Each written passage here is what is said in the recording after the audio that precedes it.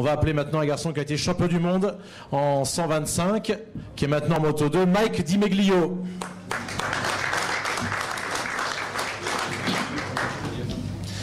Mike, 23e l'an passé chez Tech 3, 20e l'année précédente.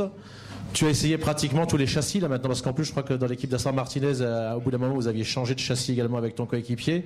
T'en es à quoi, 4 ou 5 châssis essayés dans la catégorie Moto 2? Déjà bonjour à tous, donc ouais, ça fait déjà 5 châssis que j'essaye en Moto 2.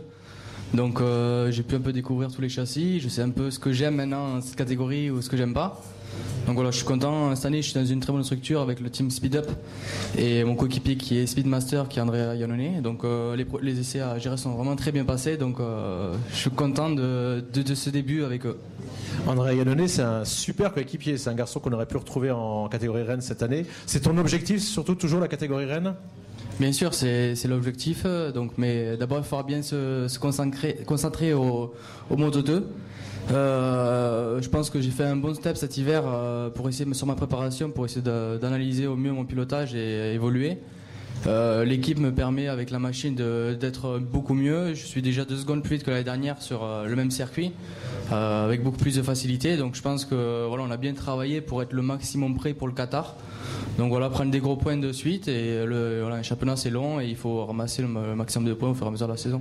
Pourquoi tu étais si fort en 125? Tu as gagné le Grand Prix de France notamment, tu as gagné en Australie avec une dizaine de secondes d'avance, fort aussi en 250 avec des podiums, et là on a l'impression que tu y es jamais arrivé jusqu'à maintenant avec la Moto 2. C'est à cause de la cylindrée? C'est parce que la moto est plus lourde, plus différente à piloter?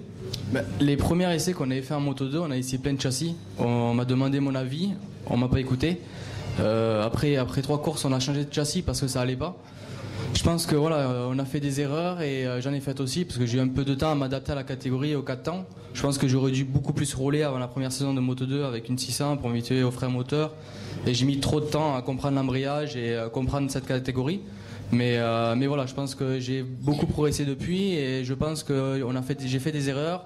On a fait des erreurs et je suis content parce que là j'ai une équipe qui m'écoute, qui m'aide pour le développement, quand je leur donne des conseils, voilà, pour le Qatar, on va avoir encore des nouvelles pièces qui vont arriver de développement. Donc ça fait plaisir d'avoir des gens qui sont là pour m'aider à avancer et qui écoutent mes ressentis. Alors tu es arrivé à 15 ans tout juste, hein. En Grand Prix, c'est ta 10e saison, ça va être ton 10e Grand Prix de France. Attention à ce que ce soit pas le dernier, parce que qui aime bien châtie bien, ton copain qui t'a aidé quand tu étais en difficulté, Jean-Jacques Lacroix, nous disait à Gérèse, je vais pas lui faire de cadeau, là il faut que Mike comprenne que cette année, s'il fait pas de résultats, c'est peut-être sa dernière saison en Grand Prix. T'en es conscient de ça? Bien sûr, parce que j'étais tout seul chez moi pendant 2 mois, novembre-décembre, à essayer de trouver un guidon, il n'y avait plus personne qui avait confiance en moi. Cette équipe-là m'a laissé cette chance, donc je sais que il faut la saisir et j'ai essayé de me préparer au mieux, même voilà, encore plus que ce que je pouvais. Essayer de travailler dans le calme parce que c'est pas en se mettant la pression qu'on fait des choses bien. Donc j'ai une bonne équipe technique, donc je suis vraiment content de tout le package que j'ai et je pense que si j'arrive à bien exploiter, on pourra faire quelque chose de vraiment très bien. Alors on a parlé beaucoup d'argent avec Louis Rossi. Toi, l'année dernière, tu roulais chez Tech 3. Là, cette année, même pour un ancien champion du monde, tu as dû également amener un budget, ce qui n'était pas le cas l'année dernière.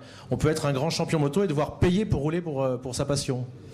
C'est sûr, quand on fait 2 saisons comme j'ai fait en Moto 2, au bout d'un moment, il faut savoir ce qu'on vaut à ce moment-là. Et je savais que les gens, ils avaient plus confiance en moi. Donc je remercie les gens qui m'aident pour cette saison, pour avoir le budget pour cette équipe-là.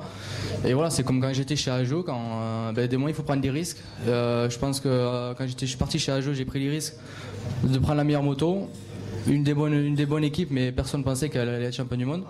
Cette année, je pense que j'ai une bonne équipe, une bonne moto. Je dis pas peut-être que je vais être champion du monde, mais je pense faire une saison régulière et être là tout le temps, je pense que ça relancera bien ma carrière. Et c'est ce qu'on souhaite, Mike. Merci. Le maillot également. Tu aurais presque les couleurs de Toulouse en football.